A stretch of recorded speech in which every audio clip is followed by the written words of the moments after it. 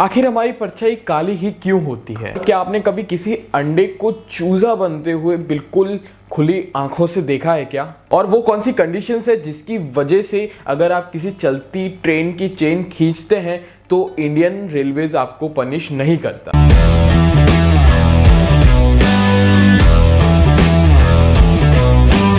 Fact number 5, आपको परछाई काली ही क्यों दिखाई देती है? नहीं पता? तो माय डियर फ्रेंड्स, इसके पीछे ना बिल्कुल सिंपल सा और छोटा सा साइंटिफिक फैक्ट है।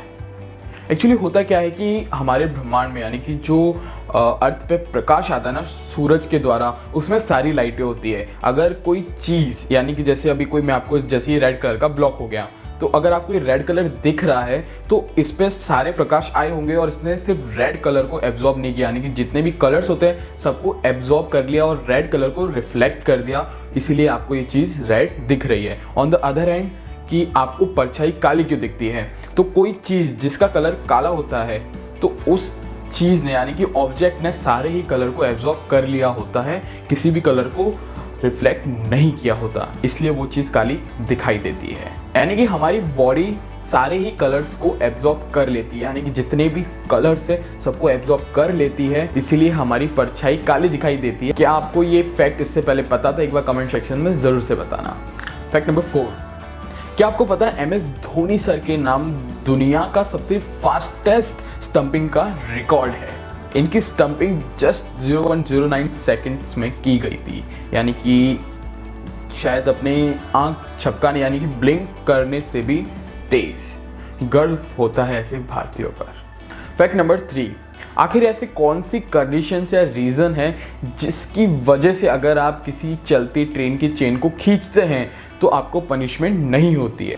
पहला, अगर आपके साथ कोई सीनियर सिटीजन है जो कि ट्रेन चलने के बाद भी ट्रेन में नहीं चढ़ पाए हैं, तो उस केस में आप ट्रेन की चेन को खींच सकते हैं, लेकिन उनकी उम्र 60 साल से ऊपर होनी चाहिए। दूसरा, कोई ऐसा इंसान जो कि बहुत बीमार है और जो ट्रेन चलने के साथ ट्रेन में नहीं चढ़ पाया, तो उस केस में भी आप ट्रेन की चेन को खींच सकते हैं, जिससे कि आपको पनिशमेंट नहीं होगी। तीसरा, अगर आप किसी एक्सीडेंट को होते हुए देखते हैं और उसको रोकते हैं, यानी कि आजकल आपने बहुत ज़्यादा देखा होगा कि मतलब मुझे जहाँ तक पता है वहाँ तक तो मुंबई लोकल ट्रेन में मैंने आंखों देखी घटनाएं देखी हुई है, यानी कि ट्रेन के नीचे इंसान आ जाता है। तो उस केस में अगर आपको पता चलता है कि हाँ ये इंसान अभी नीचे चला गया है यानी कि स्लिप हो गया, तो उस केस में अगर आप बचा सकते हैं उसको, तो उस केस में आप उसको चेन को पुल कर सकते हैं, जिससे कि शायद उसकी जान भी बच जाए। फोर्थ, अगर आपके साथ कुछ एब्यूसिव होता है ट्रेन के अंदर, यानी कि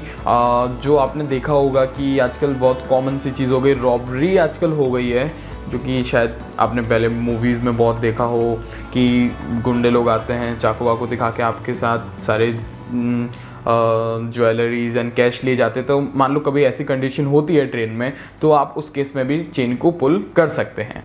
क्या आपको इससे पहले ये फैक्ट पता था? कमेंट सेक्शन में ज़रूर से बताना। क्या आपने कभी किसी रेत को लिक्विड बनते हुए देखा है? नहीं? तो पहले इस वीडियो क्लिप को देखिए। इस क्लिप में एक इंसान सख्त रेत के ऊपर बैठा है। अचानक से ऐसा क्या हुआ जिसकी चलते हुए ये रेत को टच करते ही एक लिक्विड कन्वर्ट हो गई? तो माय डियर फ्रेंड्स, निकाल लीजिए अपने ओंठों को, क्योंकि आज का सफर दोबारा से ही रेगिस्तान की ओर जा रहा है। असल में दोस्तों, रेत के कणों के बीच बहुत ही ज्यादा फ्रिक्शन होता है, यानी कि घर्षण होता है, जिससे कि वो कण फ्रीली मूव नहीं कर पाते हैं। परिणाम स्वरूप अगर आप किसी रेत पर कोई ऑब्जेक्ट फेंकते हैं तो वो जस्ट हल्का सा ही धंसता है। ऑन द अदर हैंड, अगर हम किसी टब में रेत को भर के अगर नीचे से कांस्टेंट एयर फ्लो देते हैं तो एयर फ्लो रेत के कणों को ऊपर की ओर पुश करता है, जिसकी वजह से रेत के कणों के बीच का फ्रिक्शन बहुत ही ज्यादा कम हो जाता है। और ये मूवमेंट ठीक वैसा ही मूवमेंट होता है जैसा कि हमारे वाटर के मॉलिक्यूल के बीच में होता है। परिणाम स्वरूप हमारी रेत बिल्कुल ही लिक्विड की तरह रिएक्ट करना शुरू कर देती है, जिसको साइंटिफिक लैंग्वेज में सैंड फ्लूइडिशिएशन भी कहा जाता है। और अगर इस कंडीशन में अगर हम रेत में कोई भी ऑब्जेक्ट डाल देते हैं तो रेत बिल्कुल ही पानी की तरह रिएक्ट करेगी। अगर ऑब्जेक्ट भारी होगा, धंसने जैसा होगा, तो वो धंस जाएगा, यानी कि अगर हम कोई मैं मेटल की बॉल डाल रहा हूँ तो वो बिल्कुल पानी की तरह बिल्कुल नीचे तक पहुँच जाएगी। और कोई हल्की चीज़ डाल रहा हूँ, यानी कि कोई प्लास्टिक की बॉल डाल रहा हूँ, तो जैसे पानी पे फ्लोट करती है वैसे ही रेत पे भी फ्लोट करेगी। फाइनली फ्रेंड्स, आप इसके पीछे का लॉजिक भी जानते हैं।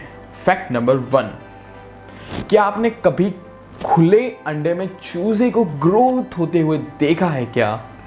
नहीं तो पहले इस वीडियो को देखिए।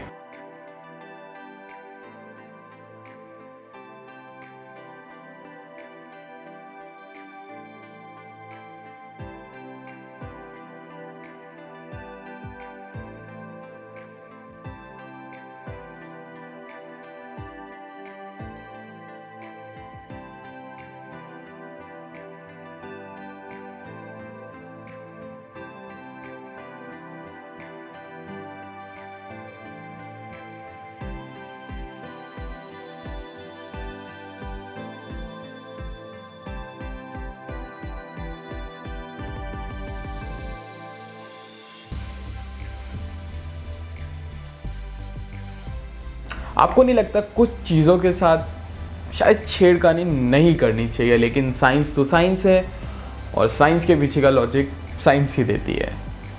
अगर वीडियो अच्छा लगे तो लाइक कर देना, कमेंट कर देना, और कुछ चीज़ें अगर आपको अच्छी ना लगे तो कमेंट में बता देना। और अगर आप चाहते हैं कि मैं आपका फैक्ट इस अगले वीडियो में लाऊं या फिर आने वाले वीडियोस में कवर करूं, तो मुझे इंस्टाग्राम पे जल्दी से भेज देना। इंस्टाग्राम हैंडल आपको डिस्क्रिप्शन में या फिर कमेंट सेक्शन में मिल जाएगा। नमस्कार।